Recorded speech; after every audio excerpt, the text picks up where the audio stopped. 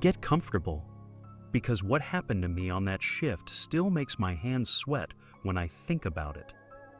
Before I tell you the worst part, tell me in the comments where you're watching from and what time it is right now, and if you haven't subscribed yet, do it, because this channel is for people who like horror that feels real.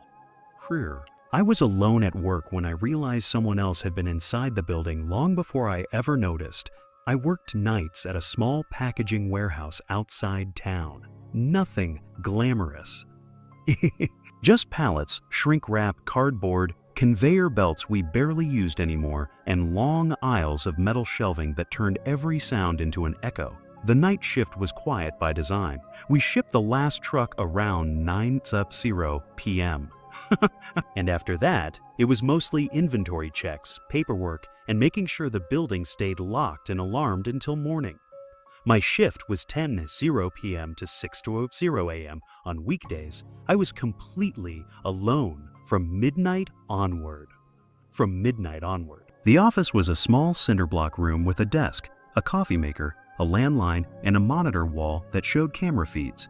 No windows. The only view of the outside was through those grainy black and white screens. That night, it was cold in a way that felt personal. Late fall, almost winter.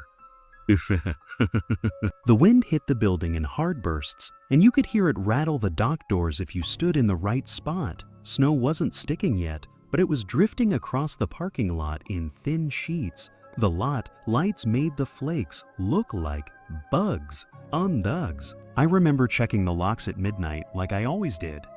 I walked the perimeter inside, checked the emergency exits, pulled on the back dock door, tested the latch. Everything felt normal.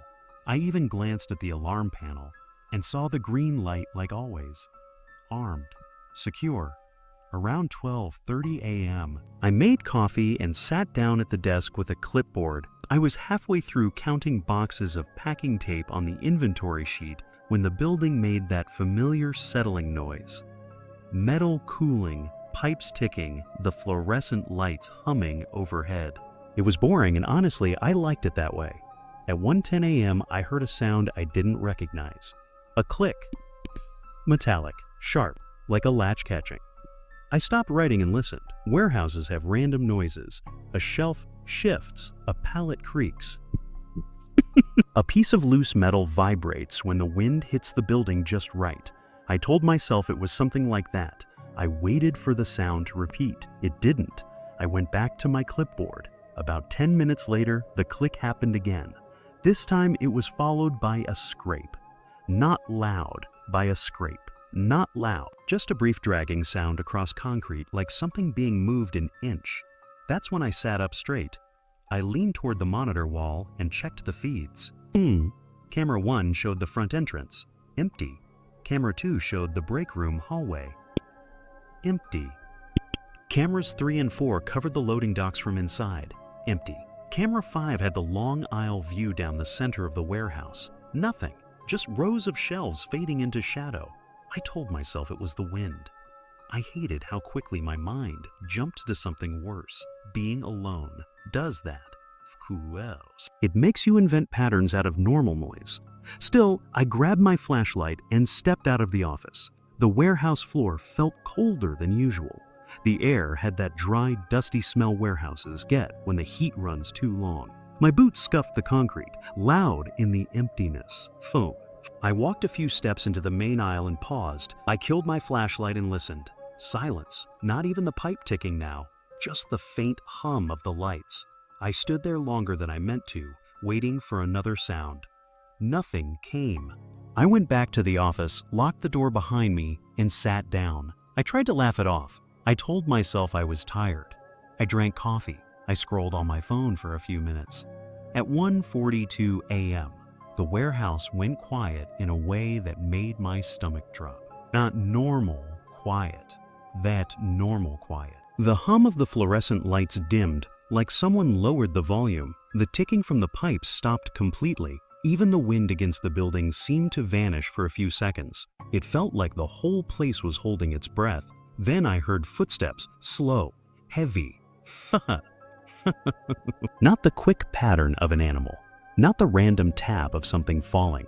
Footsteps coming from the direction of the loading docks. I stood up so fast my chair rolled backward and hit the wall. The sound seemed too loud in that sudden silence. "Hello," I called out before I could stop myself. My voice echoed down the aisles and died out. No one answered. The footsteps stopped. That was the worst part, not the sound itself. The way it stopped immediately, like whoever was walking had heard me and decided to freeze. I stared at the office door, waiting for someone to push it open. A coworker pulling a prank, a supervisor checking in, something normal. Nothing happened. After maybe 30 seconds, the building noise returned like someone flipped a switch. The lights hummed again. The wind came back. The pipe ticked twice. It was so abrupt, it made my skin crawl. It was so abrupt, it made my skin crawl. I swallowed hard and forced myself to step out of the office again. I kept the flashlight on this time. The beam cut across the concrete floor, catching dust in the air. I walked toward the loading dock area, trying not to let my steps sound panicked. My mind kept cycling through possibilities. Someone broke in. A homeless person slipped inside. A kid dared his friend. Or I was imagining everything. The loading dock hallway was darker than the main floor, the lighting weaker, yellowed. I checked the first dock door. Locked. The second. Locked. The third. Locked. Then I noticed something on the floor near the far door. A wet mark, like melted snow. It hadn't been there earlier. I followed the trail with my flashlight. It was faint, just a few drops leading toward the staff restroom door, like someone had walked through snow and dripped water as they moved. Water as they moved. I froze. The restroom was around the corner out of view. I could feel my heart in my throat. I backed up slowly and returned to the office instead of following it. I told myself that was the smart choice. If someone was inside, I didn't want to corner them. I wanted to get help. When I reached the office, I locked the door again and went straight to the camera feeds. That's when I saw it. Camera 3, the one aimed at the exterior of the loading docks, showed one of the dock doors cracked open, not wide, just enough to be noticeable. My mouth went dry. I knew I locked those doors. I always did. I could picture my hand turning the latch. I could picture the metal bar sliding into place. I stared at the screen for a few seconds, almost hoping it was a glitch. Maybe the angle made it look open. Maybe the shadow was messing with the view. Then the door moved slightly, just a tiny shift, like it was being pushed from the outside. I grabbed the flashlight and stepped out again, moving faster now.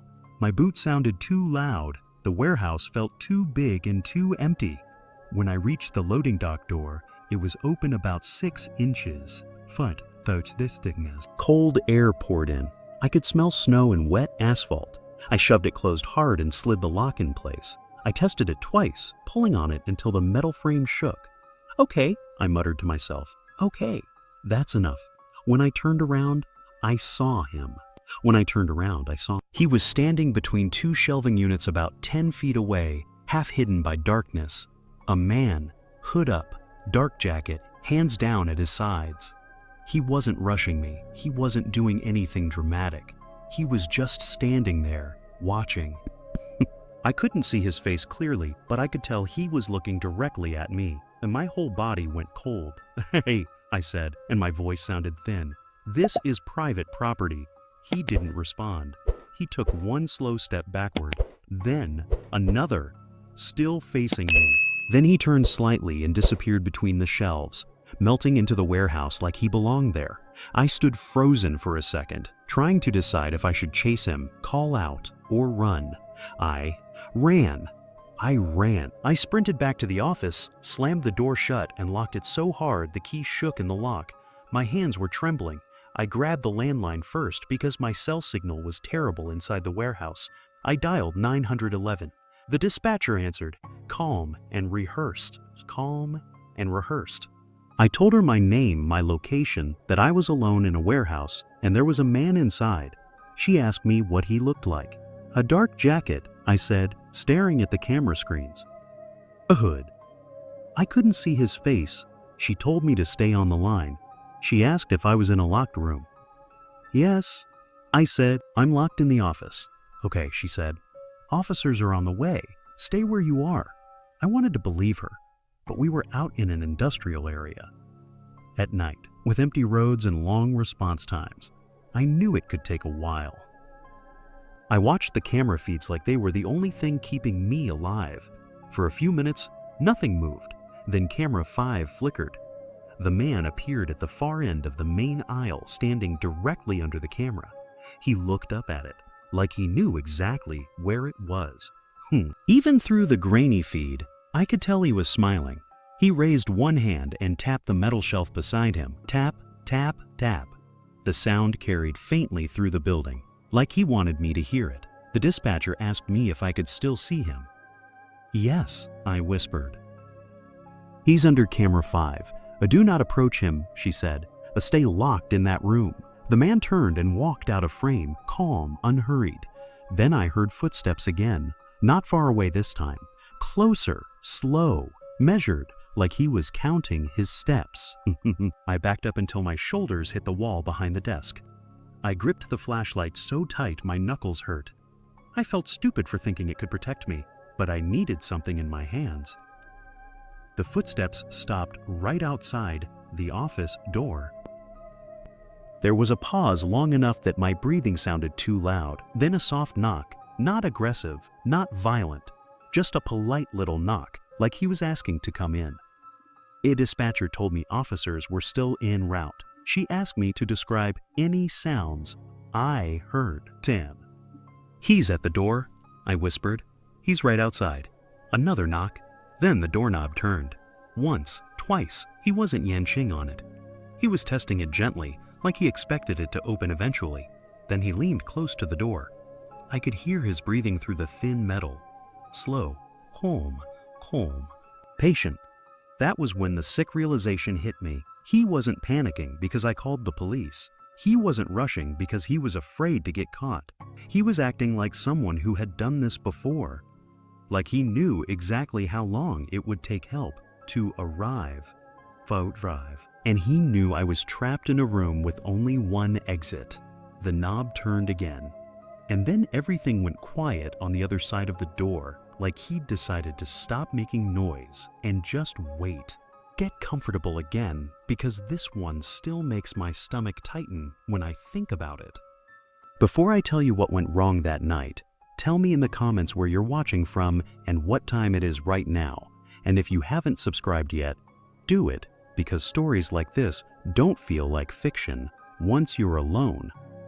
Oh. I was supposed to be the only person in the building, but someone else had been there longer than I had. My name is Eric, and I worked the night shift at a motel. I worked the overnight shift at a cheap roadside motel just off the interstate. One of those places people only stayed at if they were exhausted, broke, or didn't want to be seen. 2 floors, exterior doors, buzzing neon sign that flickered when it rained. I worked alone from 11 p.m. to 7:00 a.m., sitting behind thick glass at the front desk. Most nights were painfully boring. A few late check-ins, a couple of truckers asking for towels, long stretches where the only sound was the heater clicking on and off and the hum of the soda machine down the hall. That night was midwinter. Freezing rain earlier, snow piling up along the edges of the parking lot. The highway was quiet and the wind cut through the building like it was hollow. By 1:30 a.m., all but 3 rooms were empty. I was watching a video on my phone when the front door sensor chimed. I looked up, surprised. No headlights, no car pulling in under the awning. A man was already inside. He was big, thick winter coat, hood pulled tight, scarf wrapped high over his mouth. Snow clung to his shoulders and boots like he'd been outside for a long time. He stood there for a second just inside the door, looking around. I slid the glass open. Can I help you? A room, he said. His voice was low and rough, like he hadn't spoken in hours. I said, I'll just need an ID and a card. He reached into his pocket and slapped a wad of cash on the counter. The bills were damp. Wallets in the car, he said. Doors froze shut. Just need to warm up. That was against policy. No ID, no room. Period. But it was well below zero, and the guy was shivering. I pictured him walking back out into the snow and collapsing somewhere behind the building.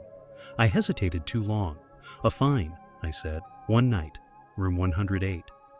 Checkout's at 11. I slid the key card through the slot. He took it without a word and walked down the hall, leaving wet footprints behind him. I watched him disappear around the corner and felt a small knot form in my stomach. I didn't know why. About 30 minutes passed. I tried to shake the feeling and went back to my phone. The lobby was quiet. Too quiet. Then the desk phone rang. Room 110. The room right next to his. Worm right next to his. I answered. A front desk. A woman whispered on the other end. There's someone trying to open the door between my room and the next one. My heart dropped. Are you sure? I asked. Yes, she said. I hear him scratching. He's right there. Lock yourself in the bathroom, I said. In the bathroom, I said. I'm calling the police. I hung up and dialed 911 with shaking hands. I told them there was a suspicious guest attempting to enter an occupied room.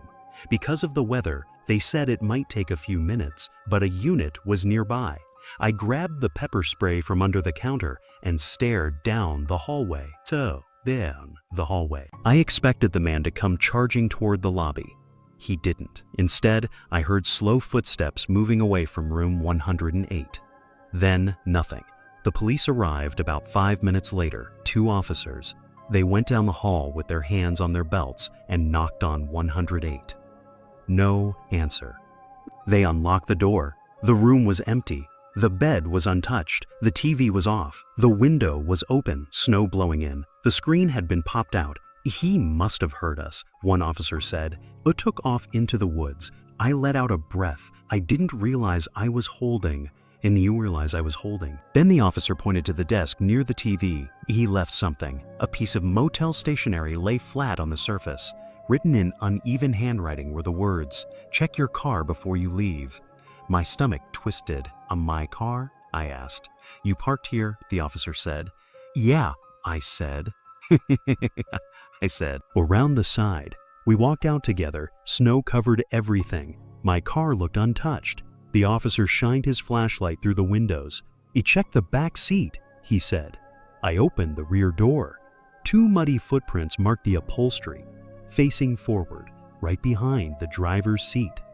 The officer went quiet for a long moment. He was waiting for you, he said finally. He probably got cold. I stared at the prints, imagining myself getting into the car after my shift, alone, doors locking automatically. If he hadn't gotten impatient, the police searched the area but never found him. I finished my shift, sitting in the lobby with all the lights on, flinching every time the door chimed. I quit 2 days later. Sometimes when it's snowing, I still check my back seat before I get in the car. Even when I know I'm alone. Get comfortable one last time, because this is the story that made me stop working night jobs altogether. Before I tell you what happened, tell me in the comments where you're watching from and what time it is right now. And if you haven't subscribed yet, do it. Subscribed yet? Do it. Stories like this don't end when the shift does. I thought I was alone in that building, but someone had been there long before I clocked in. My name is Jason, and I was a night security guard at a dead mall. I took the job because it sounded easy. Night security at an almost abandoned shopping mall. No customers, no crowds, no real responsibility. Just walk the building once an hour, watch the cameras, and make sure no one broke in. The pay was bad, but it was temporary. I needed the money, and I figured I could handle boredom better than stress. The mall had been dying for years. Half the stores were empty, their windows covered in plywood or brown paper. The food court had 2 places left, both closed by 6:00 p.m. The big anchor stores were gone, leaving massive dark spaces behind locked metal gates. Oh, my shift ran from 10:00 p.m. to 6 a.m. Management shut the heat way down overnight to save money, so the place was always freezing. The air smelled like dust, old carpet, and something metallic. Dave, the supervisor, gave me a quick walkthrough on my first night. Fire exits, electrical rooms. Study, fire exits. The security office on the second floor overlooking the main atrium. I just do a full walk every hour, he said, already halfway out the door. Nobody comes in here anymore. I believed him. The first couple of hours were fine. Quiet. Too quiet. Too quiet. The kind of silence that makes your footsteps sound like gunshots. I did my first round at 11 p.m., checked the doors, shined my flashlight into empty storefronts, and went back to the office. At midnight, I did another round.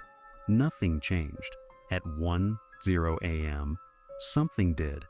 I was walking past the old kids' play area near the food court.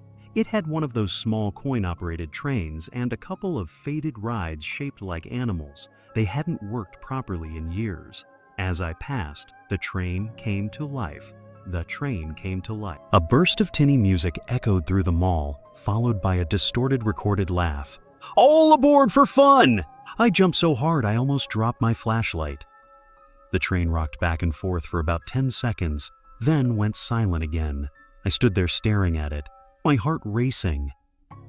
My heart racing. I told myself it was on a timer, old wiring, a glitch. I finished the round and went back to the office, annoyed more than scared. 5 minutes later, it happened again. The same laugh, the same music. Every 5 minutes. By 2:30 a.m., it was driving me insane. No matter where I was in the mall, I could hear it echoing faintly through the corridors. It felt like the building itself was mocking me.